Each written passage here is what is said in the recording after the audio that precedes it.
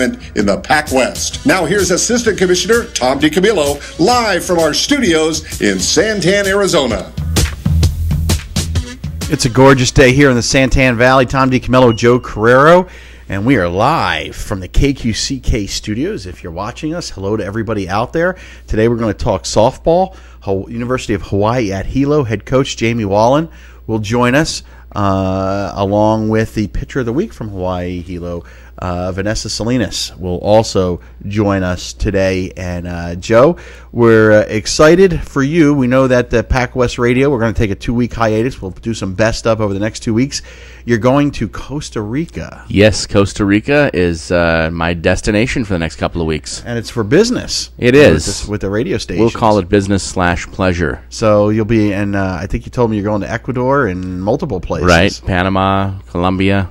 So the possibility of those and hooking up and even spreading the Pac-West word even further. Absolutely. As you travel. So well, the Pac-West is being broadcast right now in those countries as well. Is it really? Absolutely. That's awesome. Right, yeah. Costa Rica radiostation.com. Picking it up all over Central America. I hope they can understand me with my accent coming from the East Coast. So, but that's awesome. It's we're getting down here to the heart. We're in the heart of the spring season. Next week, the Pac-West Women's Golf Championship will take place, along with the Men's Women's Tennis Championships. Men's golf the following week, and then the Track and Field Championships at the end of the month. So it's really exciting. Baseball and softball will wrap up toward the end of the month, early part of May, and but we are really excited. So for the next 2 weeks after today, we will do a best of the Pac-West, and then we will return with our new season that first Thursday in May 2nd, and we're going to be broadcasting all summer long. It's going to be extremely exciting, as we did last year for the first time, broadcast all summer, and we just have a lot of stories to talk about with the Pacific West Conference. But today we're going to talk about softball with the University of Hawaii Hilo head coach Jamie Wallen, and the Vulcans had a tremendous week this past week. They were on the mainland, played some conference games, and then participated in the Tournament of Champions. Unbelievable amount of teams play in that tournament. It's one that helps determine regional rankings and postseason appearances. The Vulcans went 9-1 during the week, and it was just a tremendous event. And now joining us, Jamie Wallen, the head coach of the University of Hawaii Hilo. Jamie, welcome to Pac-West Radio. Thanks so much for having me. Appreciate it. Jamie, let's talk about, the Tournament of Champions. And you guys had a tremendous week last week, capped it off with a great job in the Tournament of Champions event. Can you describe for people that are listening, a lot of sports have preseason tournaments, maybe some midseason tournaments, but this event has such a great impact on the regional rankings and is so massive, it really is maybe one of the most important events you'll play in all year long. Absolutely. It's always been like that, with the tremendous turnout that, comes out for it. I mean, basically, every conference in the West region is represented. In fact, every school from the California Collegiate Athletic Association and the Great Northwest Athletic Conference were there. And from our conference, the Pac-West, everyone minus 3 teams were there. And it's an opportunity for, these conferences to play against one another. So that way what happens is, at the end of the year, as we're getting close to regional ranking time, we can see that crossover play and determine, who is capable of going into regionals and possibly being successful there.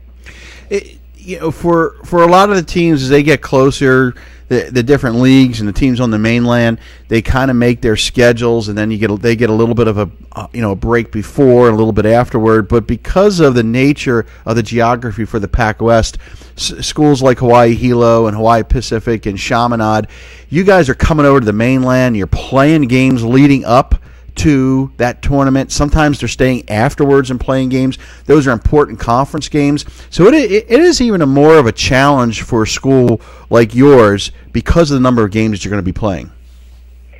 I think this year especially, I would say that we felt that more than any other time that I noticed, in the sense that we came over on March 28th. We played Notre Dame Dean Namur on the 30th. And then on April 2nd and 3rd, we had Holy Names in Dominican. So we've already played 6 games heading into the tournament. And basically, by the time it's all said and done, we play 12 games in 12 days. And I think, you know, when the CCA or the GNAC talk about, well, positive showings, negative showings at the tournament, you know, the CCA has got a great schedule. You know, they play Friday, Saturday, and then they have a couple days where they can get some downtime and recover, and then they go back and play Friday, Saturday, or Friday, Saturday, Sunday if the tournament's involved. You know, but for us, I mean, with our schedule and the amount of traveling that we do, you know, you're most likely going to be playing a significant number of games in a very short period of time, and there's really not a lot of recovery associated with that. And I think that, you know, that's a factor that is not taken into account, you know, when regional rankings are selected at the end of the year. And I think at times it has hurt us, you know, I mean, as a conference, and you know, unfortunately, how do you equate for that? I don't really know, but it's definitely a significant challenge associated with being a school in the Pac-West. Do you have to coach differently or plan differently when you come into a week like this where you said you played 6 games? And it's not just, what people don't understand, it's not just 6 games. Those are conference road games that you're playing, that you're battling for a conference title, possibly an automatic berth in the NCAAs, and then have to go in that tournament. So when you're looking at that before you leave Hawaii, do you really have to strategize and plan with your coaches and say, this is how we have to map this out to make sure our players are recovered, that they're at their peak, that they get the proper rest, proper food, we get there on time? It really is a huge management issue for you. You know, I think you always try to plan, but your plans never work out. Especially if you get rained out, right?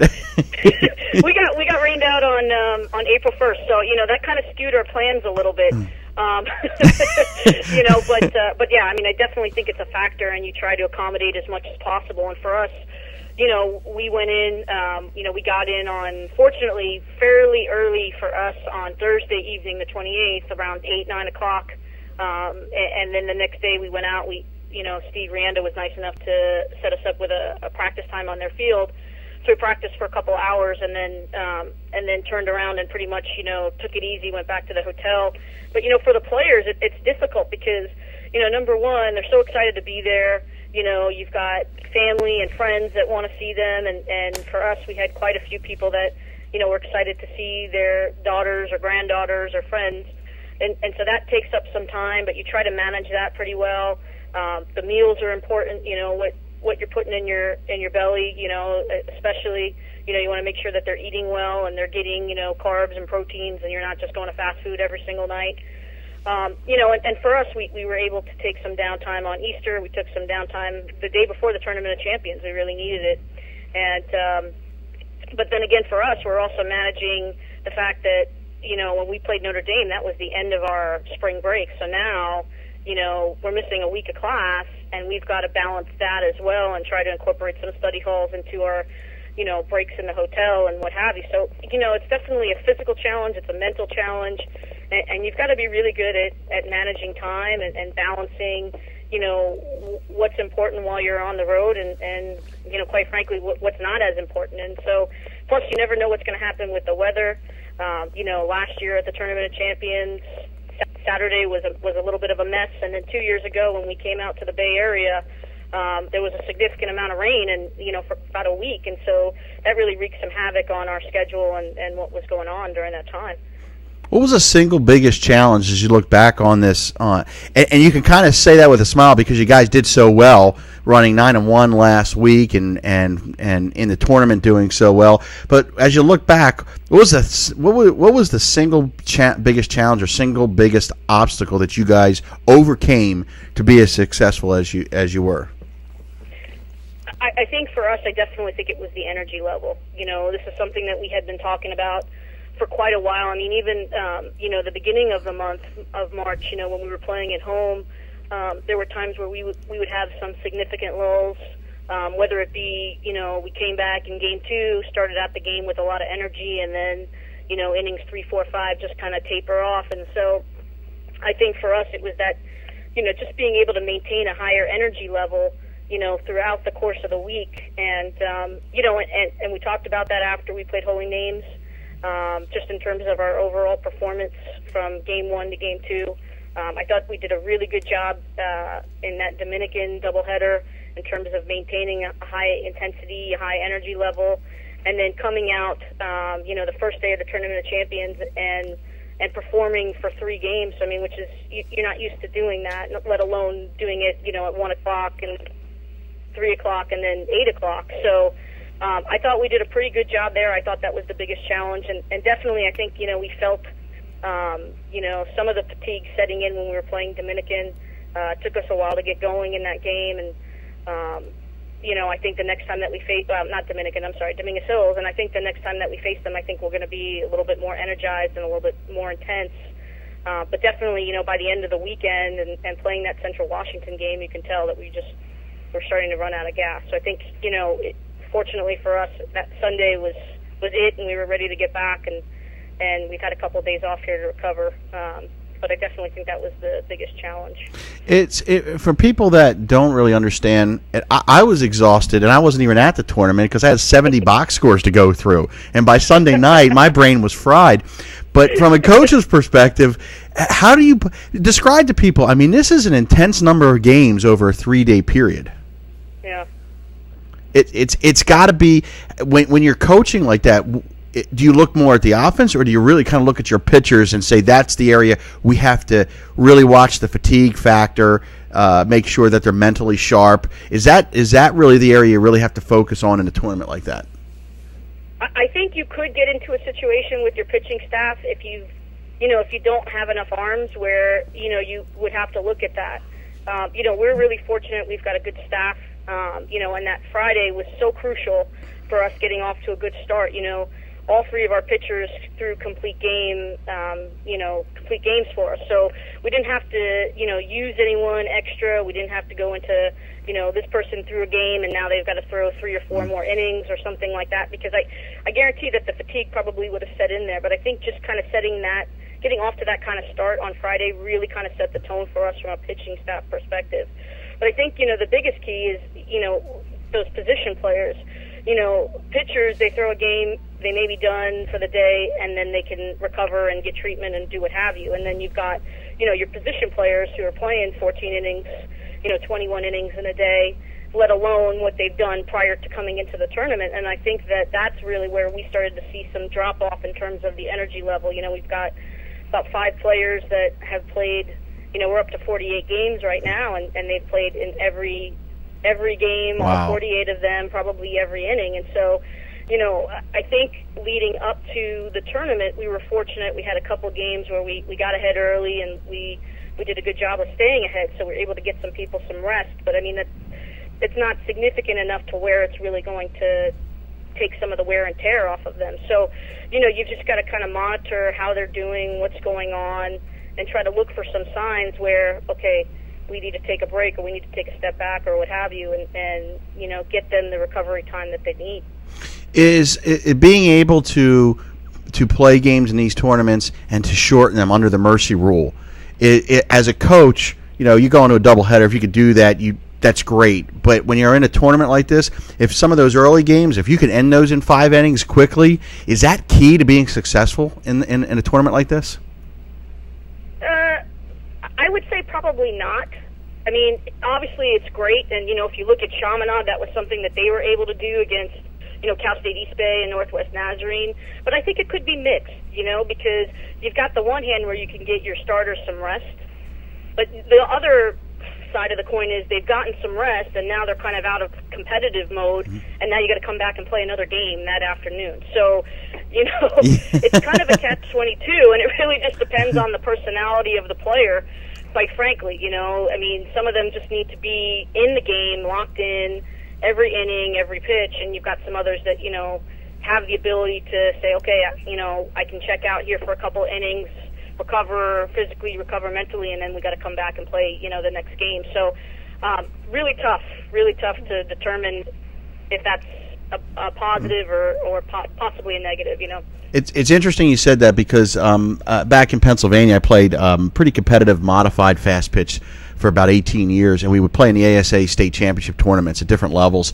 And I hated I would have rather played 3 games in a row than play a game in the morning and then have to sit for like 6 hours.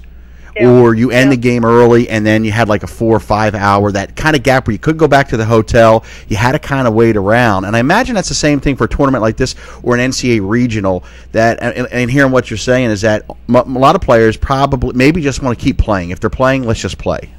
Mm-hmm. Yeah, and I think, with what you described with your fast pitch experience, and what, these student athletes go through coming up to the college level, having played travel ball or what have you, they're so used to that.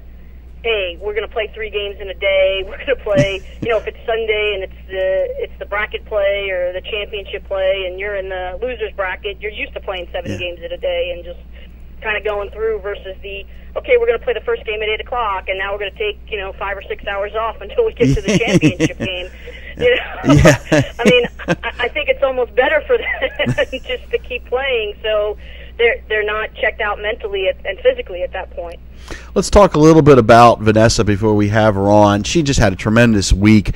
Talk about how she is as a pitcher and how, I mean, you can pick up, obviously softball pitchers recover differently than baseball pitchers, but to pick 5 wins up in a week and to do what she did was tremendous. I mean, you're facing a lot of batters, you're throwing a lot of pitches, and she just did a tremendous job this week for you. Yeah, I mean, I think the first thing about Vanessa is that she's very economical with her pitches. She's not someone that is going to get to the high pitch counts and give up a lot of free passes, whether they be walks or hit batters. So I think that really works in her favor. So she's really right around the plate. She's going to get the benefit of the doubt from a lot of umpires in that regard, and she's going to get a lot of people to swing at her pitches. So, she's not going significantly deep in counts, and I think that really contributed to her success, throughout the course of the week. She stays within herself. I mean, I don't think she tries to do too much. She gets pop-ups, she gets fly balls.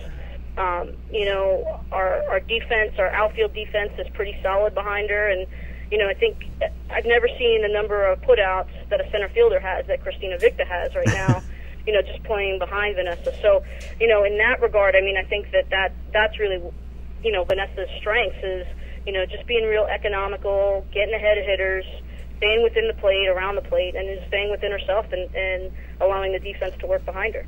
Because she's so economical and efficient with her pitching, and a way you described it is always around the plate, is she inducing hitters to hit balls that they probably normally wouldn't go after, but they know that she's going to get a call because she's so close around the plate? I think sometimes, we're seeing, I've seen a few counts, like a few 0-2, 1-2 counts where, it's a little surprising that either an umpire has called a strike 3 or somebody is actually going to chase the pitch. But for the most part, I mean, the pitches are close. When she misses, she's not missing by a lot to where, someone's going to look and go and chase a pitch that really is just out of the zone. So I think that works in her favor as well. I think when she gets ahead of hitters, and I don't know the percentages off the top of my head, but, she's getting ahead of the hitters most of the time, 0-1 counts, 0-2 counts, that kind of thing. And once you put yourself in that position, I mean, it's really tough to hit, and for her it's really tough to hit. Plus she's got a lot of movement on her ball, a lot of spin, and even if someone does take a good swing, doesn't necessarily mean they're going to square it up and hit it well. From what I recall of her stats, she doesn't walk a lot of players, correct? Yeah. And from a defensive standpoint, and I used to like it. I wanted the pitcher to work fast, not walk people, because when they start walking them, then your mind wanders in the outfield. You get kind of out of that rhythm almost. Yeah. Do you find that what you're kind of describing? Do you find that the defense really likes playing behind her because she's so efficient and works the way she does?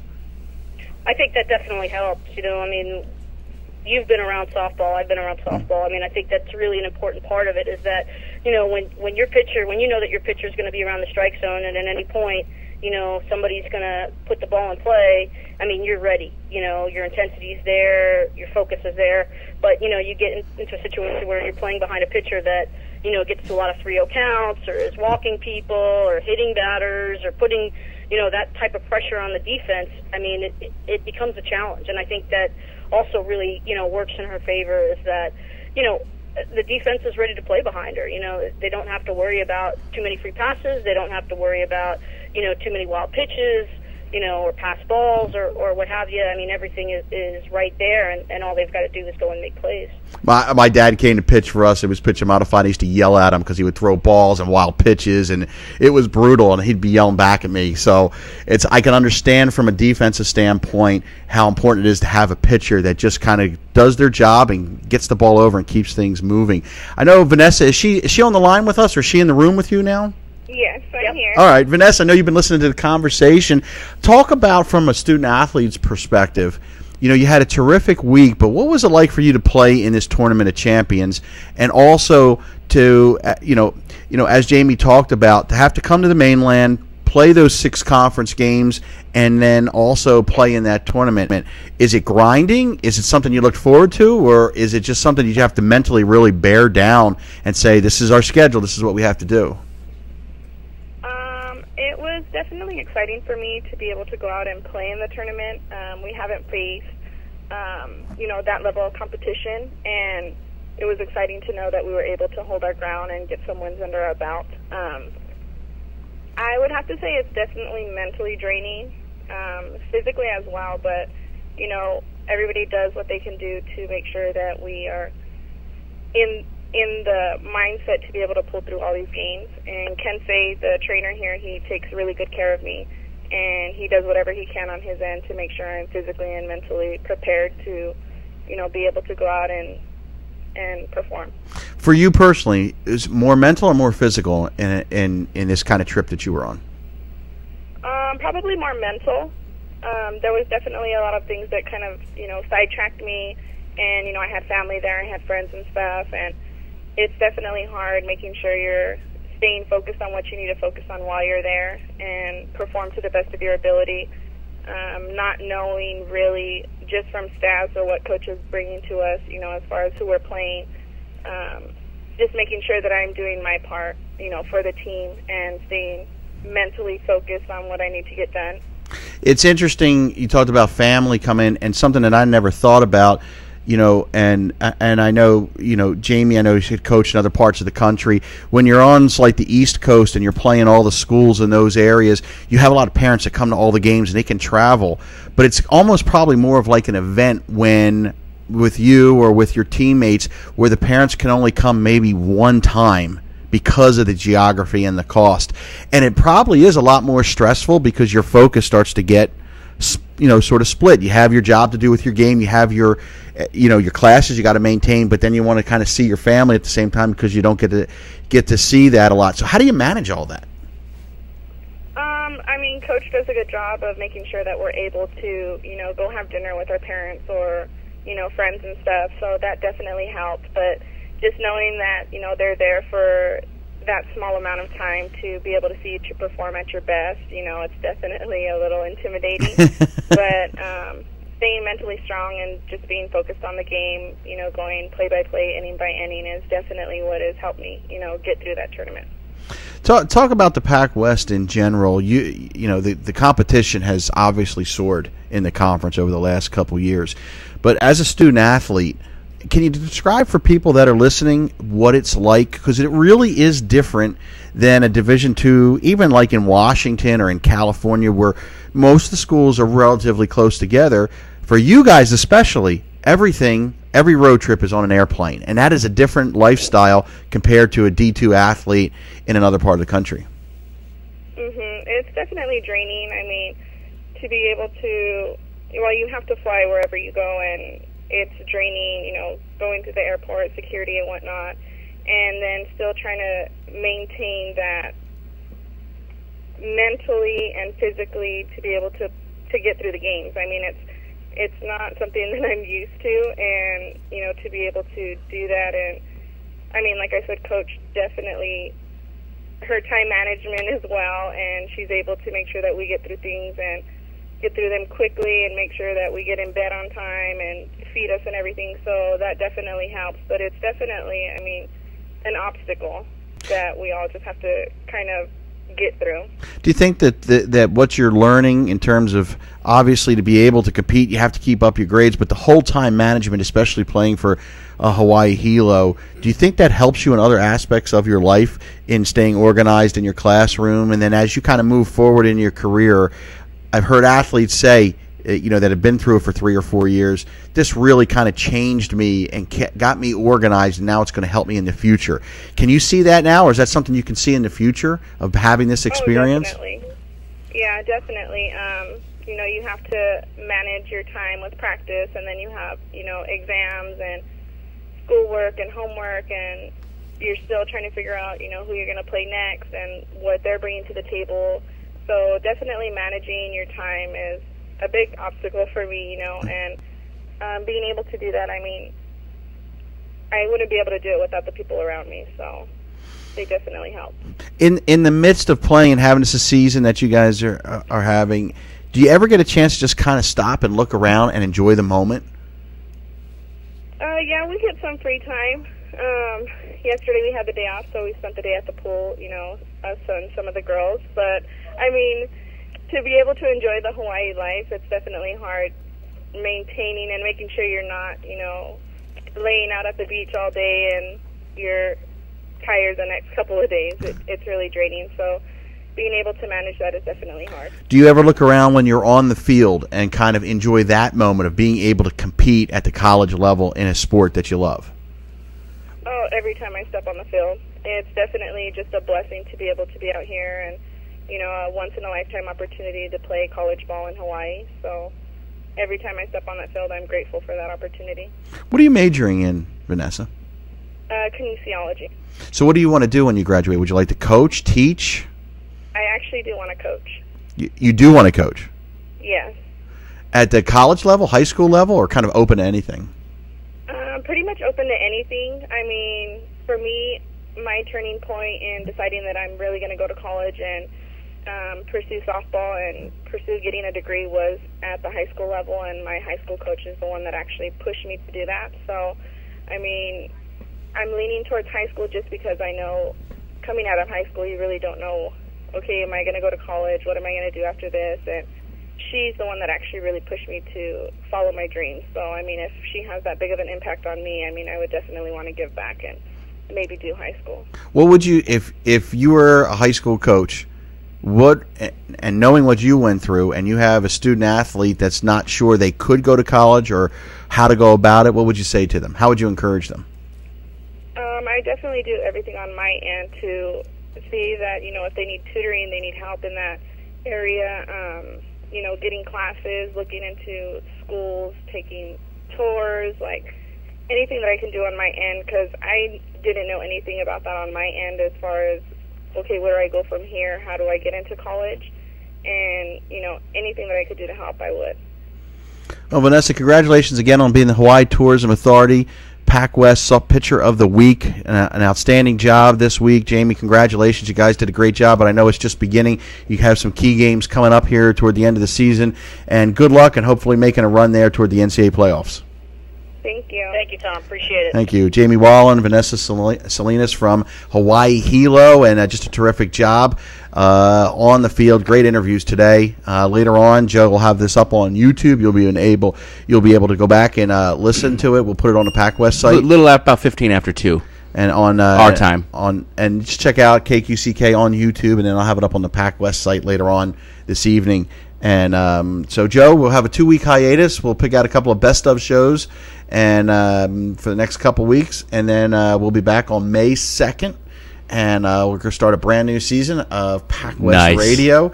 And I know you're working on your new website there, and that'll be exciting to see as well. So for Joe Carrero, I'm Tom DiCamillo. I'd like to thank everybody for listening. We'll catch you back live on May 2nd on PacWest Radio on KQCK in the Santan Valley.